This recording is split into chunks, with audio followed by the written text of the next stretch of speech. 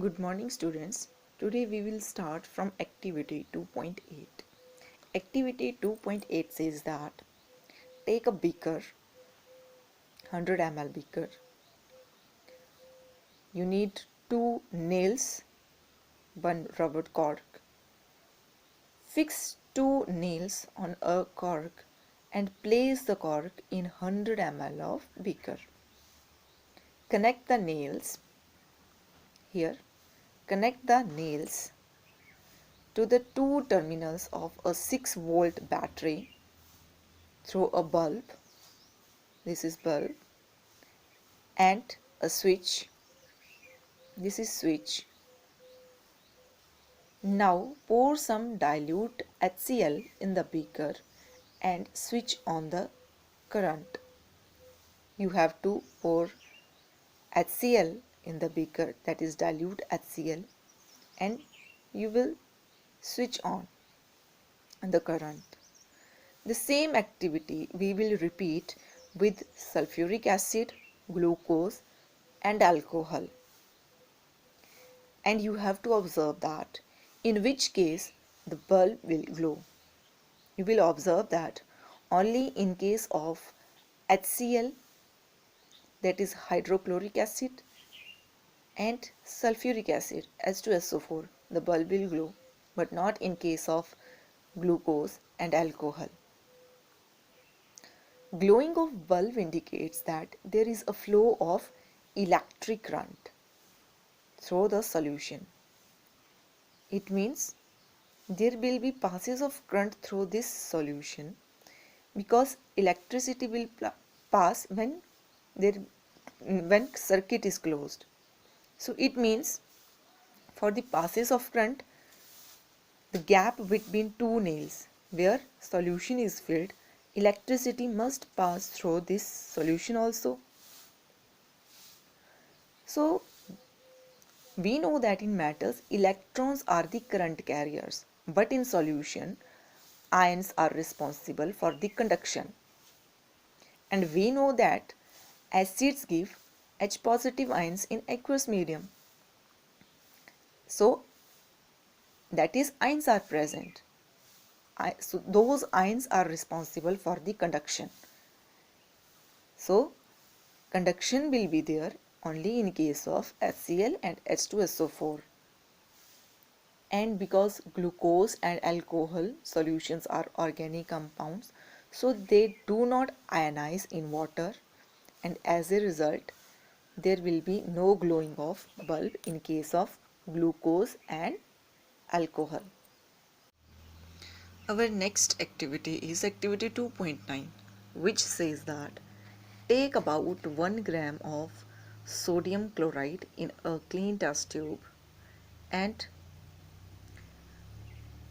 add some concentrated sulfuric acid to the test tube. Then observe that is there formation of any gas? There will be formation of hydrochloric gas.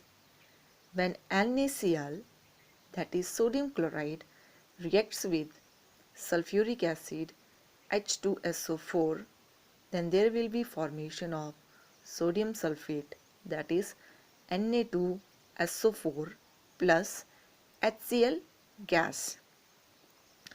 Now next part of this activity says that test the gas evolved successively with dry and wet blue litmus paper. Here you will take dry, in one case dry litmus paper and in another case wet blue litmus paper.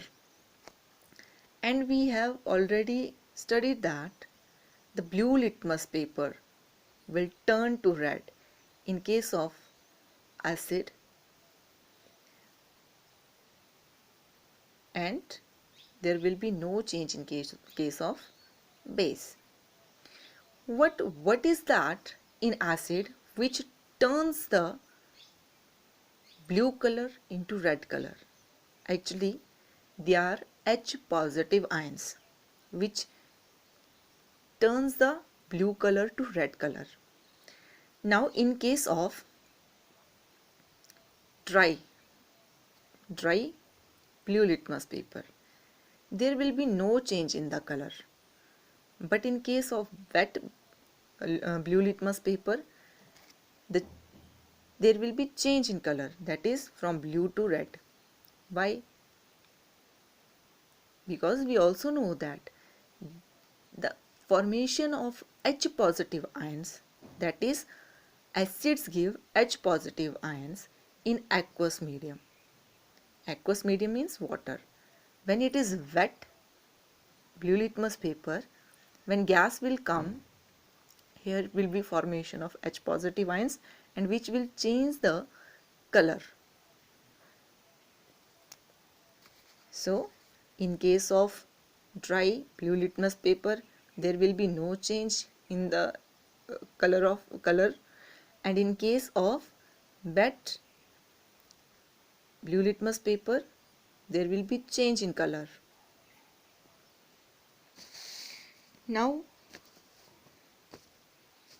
one more important thing, that we know that acids give H positive ions and base gives OH negative ions.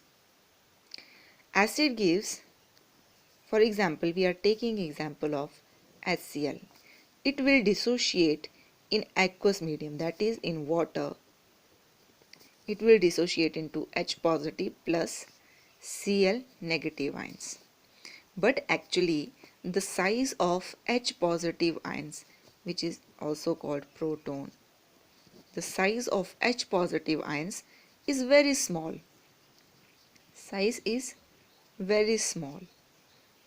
So it does not exist independently. So does not exist independently.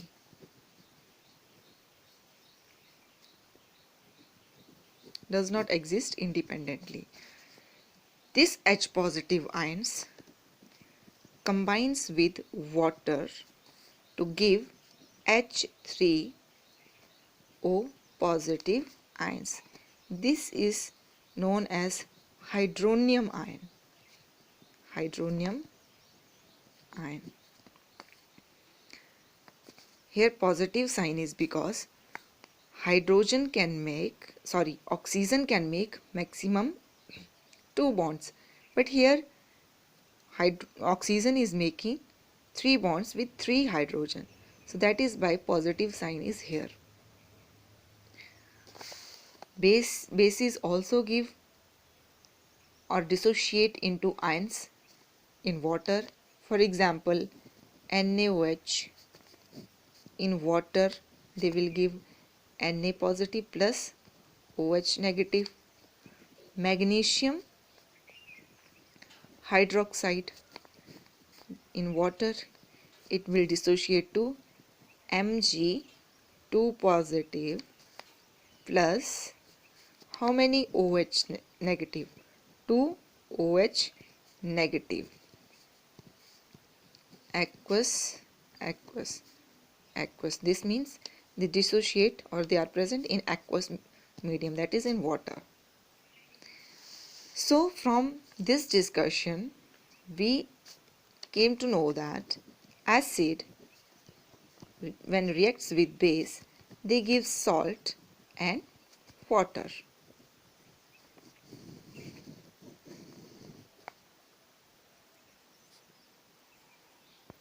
Our next activity is activity 2.10.